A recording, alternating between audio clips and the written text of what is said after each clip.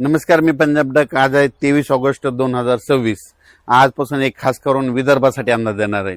विदर्भातल्या शेतकऱ्याला अमरावती जिल्हा आहे, तर अमरावती जिल्ह्यामध्ये 25, 26, 27च्या दरम्यान चांगला जोराचा, काही ठिकाणी मुसळधार, अतिमुसळधार पाऊस अमरावती जिल्हा, वर्धा, भंडारा, गोंदिया, चंद्रपूर, यवतमाळ, अकोला जिल्हा ह्या परिसरामध्ये ह्या म्हणजे 4-5 दिवसामध्ये चांगला जोराचा पाऊस पडणार आहे. म्हणून विदर्भ वासियासाठी आनंदाची बातमी.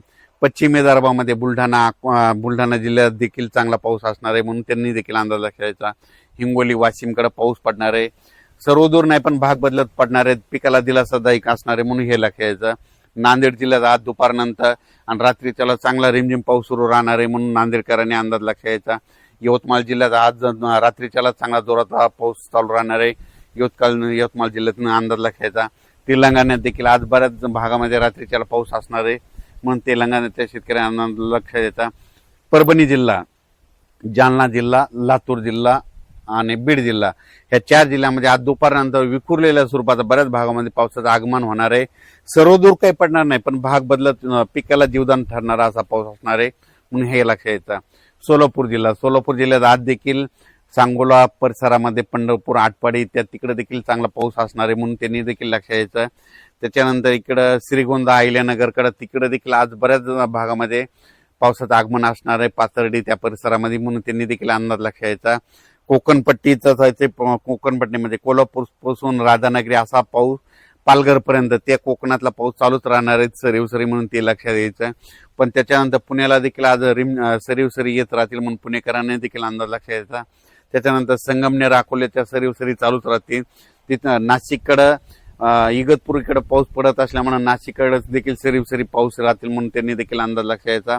धुळे, जळगाव, नंदुरबार तिकडं मात्र 26, 27, 28च्या दरम्यान तिकडे देखील चांगला पाऊस येईल, म्हणून त्यांनी देखील अंदाज लक्षात द्यायचा. सर्वदूर पडणार नाही, पण विखुरलेल्या स्वरूपाचा असणार आहे.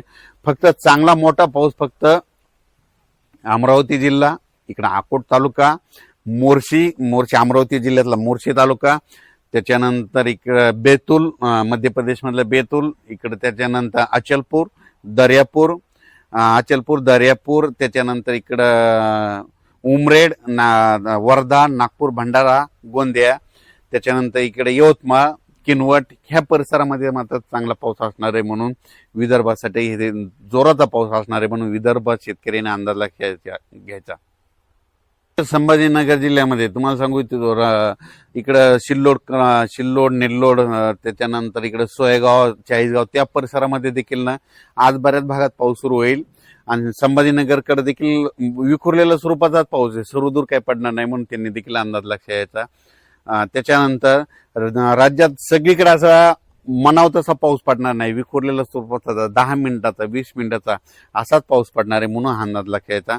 फक्त जोराचा पाऊस फक्त विदर्भातच पडणार आहे, म्हणून विदर्भासाठी हे खास करून आनंदाची बातमी आहे. त्याच्यानंतर परत सप्टेंबरमध्ये मात्र परतीचा पाऊस एक शेतकऱ्याला तारणार आहे, म्हणून ते एक अंदाज आताच लक्षात घ्यायचा. 25 ऑगस्ट, 26, 27, 28च्या दरम्यान चांगला पावसाचा जोर विदर्भातच राहणार आहे, म्हणून हा विदर्भ शेतकऱ्यासाठी आनंदाची बातमी. विदर्भामध्ये काय होणार आहे, कमी दाबाचा पट्टा असल्यामुळं, ते कमी दाबाचा पट्टा जात असल्यामुळं मग काय होईल, मग त्याच्या विदर्भाच्या बाजूला मराठवाडा आहे. मग मराठवाड्यामध्ये कोणता, परभणी जिल्हा, हिंगोली जिल्हा, त्याच्यानंतर नांदेड जिल्हा, इकडे जालना जिल्हा, ह्या परिसरामध्ये काय होणार, मग रिमझिम पाऊस पडणार, म्हणून हे विदर्भामध्ये जास्त पडत असल्यामुळे मराठवाड्याला रिमझिम 25, 26, 27, 28च्या दरम्यान येणार आहे, म्हणून ह्या शेतकऱ्यांनी लक्षात येतात. पण ते पण सर्वदूर नाही, काही भागातच पडणार आहे, म्हणून अंदाज लक्षात येतात. हे पाऊस महाराष्ट्रामध्ये ह्या महिन्यात कशामुळे नाही आला, तर त्याचं खरं कारण सांगतो. की काय होतंय की विशाखापट्टणम ते भुवनेश्वरच्या जवळजवळ कमी दाबाचे पट्टे तयार झाले, तर ते काय होतात, ते सरळ नागपूरकडे येतात. नागपूरकडून काय होतात, इकडे अमरावतीकडून इकडं बैतूलहून इकडे इंदोरकडे जात असल्यामुळे एका पाठोपाठ जवळपास 3 लो प्रेशर कमी दाबाचे पट्टे तिकडे चालले. तर मग तिकडे जात असल्यामुळे महाराष्ट्रातलं सगळं बाष्प तिकडे खेचलं जाते, म्हणून महाराष्ट्रातला सध्या पाऊस बंद आहे. त्याच्यामुळे महाराष्ट्रात एवढा जोर धरून पाऊस नाही. मग महाराष्ट्रात जोर धरण्यासाठी तुम्हाला सांगू इच्छितो की मछलीपट्टम आहे, म्हणजे इकडे चेन्नईकडे मछलीपट्टम आहे.